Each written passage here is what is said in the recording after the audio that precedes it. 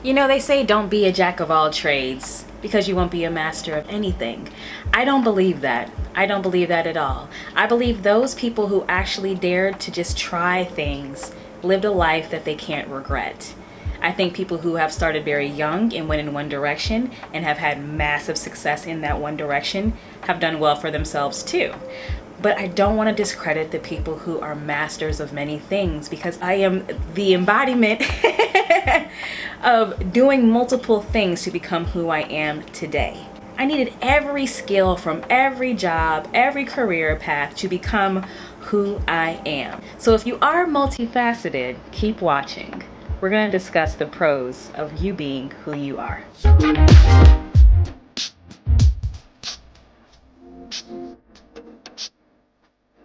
Fake ass coach. Next is fake ass. If you're ready to put you're not too old, it's not too late, didn't waste time because you chose paths that maybe didn't give you a grand outcome, but you learned a lot along the way. Some of your favorite people got their big breaks later on in life. They did many things before those breaks came. Some of them were successful before they had their break. And then they got their break and the success went from great to grand.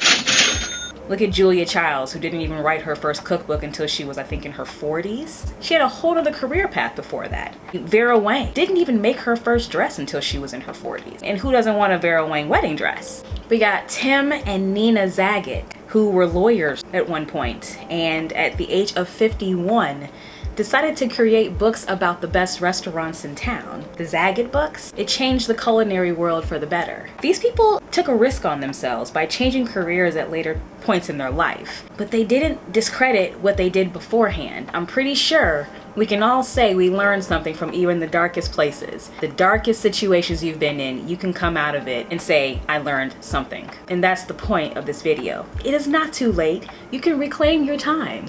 Get back up and let's go for it one more time. Not one more time, every more time.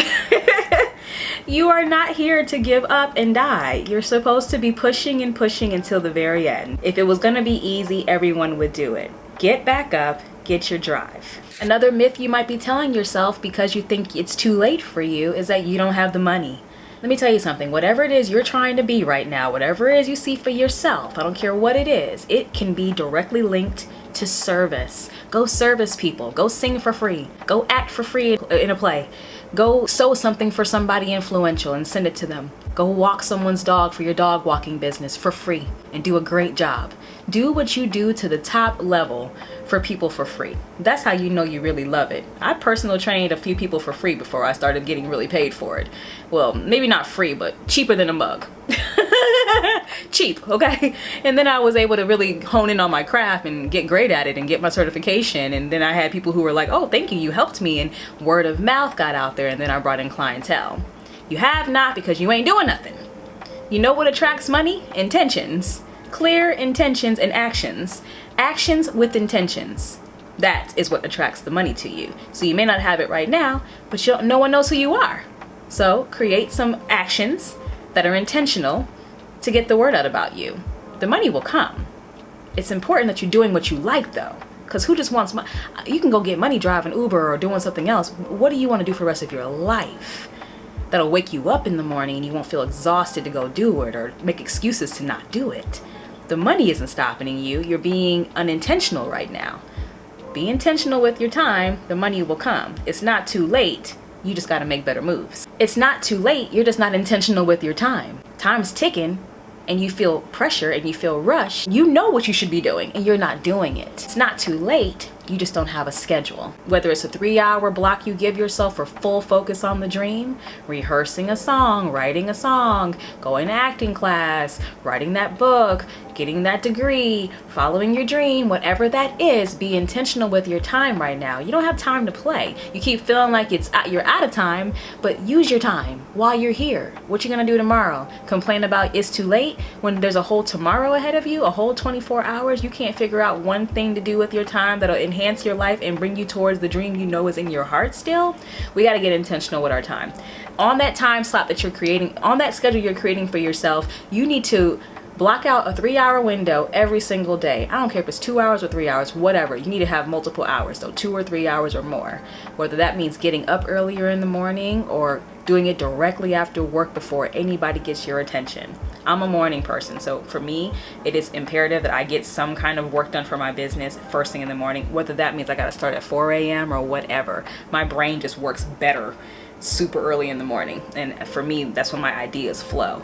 So whatever that is for you, figure it out. You may have to do a trial and error. Maybe it's the evening, maybe it's the morning, maybe it's midday, maybe it's on your lunch break. Whatever it is, you have to be intentional with your time. Sweetie, it's not too late. We just got a plan. One thing's for certain. The longer we live, the more opportunities we have to experience loss, change, and disappointment. You're not exempt from any of those things. You know, I lost my brother right before my 25th birthday years ago, and that was my first time experiencing loss so close to home. I grieved for about maybe a week. I cried every single day, right? I just couldn't believe it. My stomach would drop at the thought of it. And I would get up, I was living in New York by myself, and I would get up and just like, I would cry, go back to sleep. I did it for about a week, but I've always been super independent, so I knew that I couldn't stay down for long. You know, the bills weren't stopping, and I lived in New York. Keep that in mind. I went back to work fairly quickly and, you know, kind of grieved, but not the kind of grief that made me not be able to function. Then fast forward, my mom passed, and then my dad passed in the same year. That grief I handled differently. When my mom passed, I found myself becoming more of a state of myself person, because I didn't think anyone could identify with my pain. And then when my dad passed, I tried to just keep on pushing. And he passed so quickly after my mom died. I didn't even have enough time to fully grieve my mom, and he passed. So there wasn't enough of a gap for me to fully assess what just happened before something else tragic happened. My emotions were all over the place. And that was a time in my life where I needed a necessary pause, but I didn't. I kept trying to push through, be a boss babe, keep doing the job, keep doing the things. Then finally I had to stop and feel my feelings. And I mentioned that in another video that I have called Dealing with Grief. And you know, grief is tough. And that's a time in your life where you can try to keep pushing forward as much as you want, but if you're hurting, you're hurting. And it would only hurt you more to not feel what you feel. Sometimes these things will lead us to take a pause. Not because we want to, but because we have to. These things are inevitable. So when I took my step back to actually heal, which was pretty much the last few years, these last 2-3 years, I was feeling guilty because I'm used to going. And it was hard for me to accept the fact that what my life was going to look like was just going to be kind of unpredictable for once, because I'm used to always making things happen.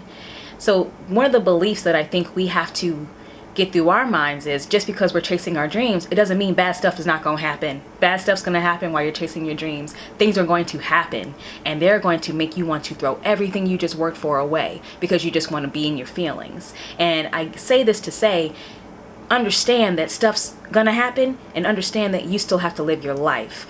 And understand the pause to heal is perfectly fine, but also understand you still have a mission. Make sense?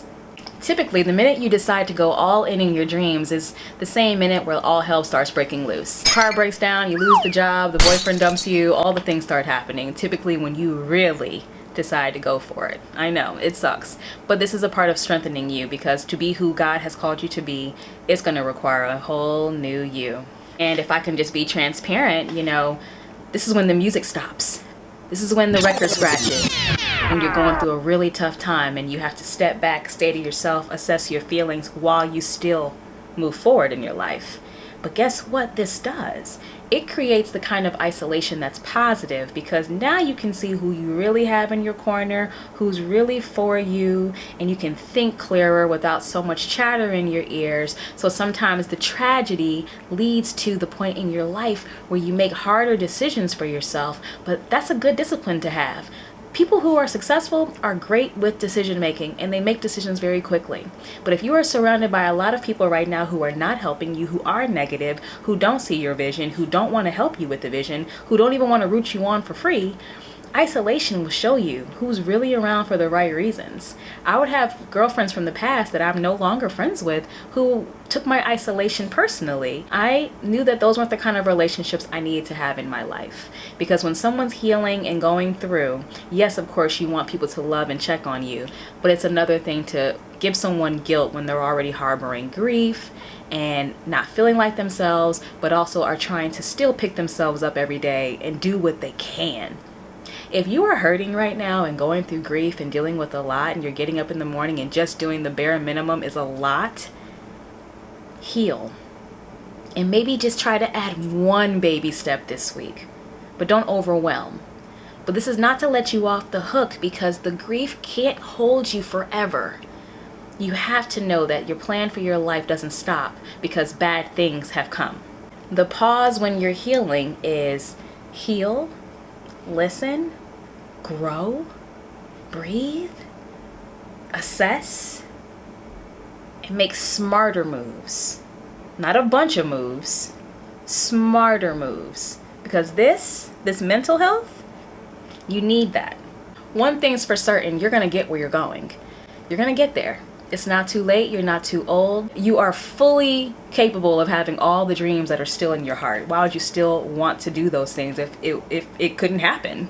God wouldn't do that to you. He wouldn't dangle that in front of your eyes and make you feel some way when you watch it on television or when you see somebody else doing it. You gravitate to what you gravitate to because it's a part of you too that can also do it and do it well. But you got to cultivate these practices, and you got to cultivate yourself so that when these opportunities come your way, you're ready. Maybe the opportunities aren't here right now because God knows if they came, you would squander them and they wouldn't work in your favor, and then you'd give up. He doesn't want you to give up, but he does want you to put in the work. As a life coach, I love working with people like you who are reclaiming their time and you want to get the fast track to where you're headed. And not to say that everything's not on God's time, because it really is. But wouldn't it be nice to get a clear, concise idea of what tomorrow would look like if you were doing what you need to do, and next week would look like if you stay on course, and week after week you have a game plan for yourself just so you can continue to build confidence in what it is you say you want? You need an accountability partner. That's where I come in. If you'd like to work with me one-on-one, you can email me at BeautymarkCoaching@gmail.com, and in the subject line put, "I need a coach." I need a coach, exclamation point. And if you'd like more information on me, you can visit my website at www.pamelathebeauty.com. I'm a life coach, health coach, actress, artist, and all the things. But let me tell you something, being multifaceted, if you don't do it the right way, can make you feel scatterbrained. Let me help you put all those ideas together and figure out who you really are and what you can really do with all the gifts and talents that you have inside of you. Maybe you're just all over the place right now. Let me help you. Let me get you organized. Reclaim your time. I hope this video helped, and I hope that you go into this week with the intentions to make your life what you know it can be. All right, Beauty Marks, I'll see you next time. Bye.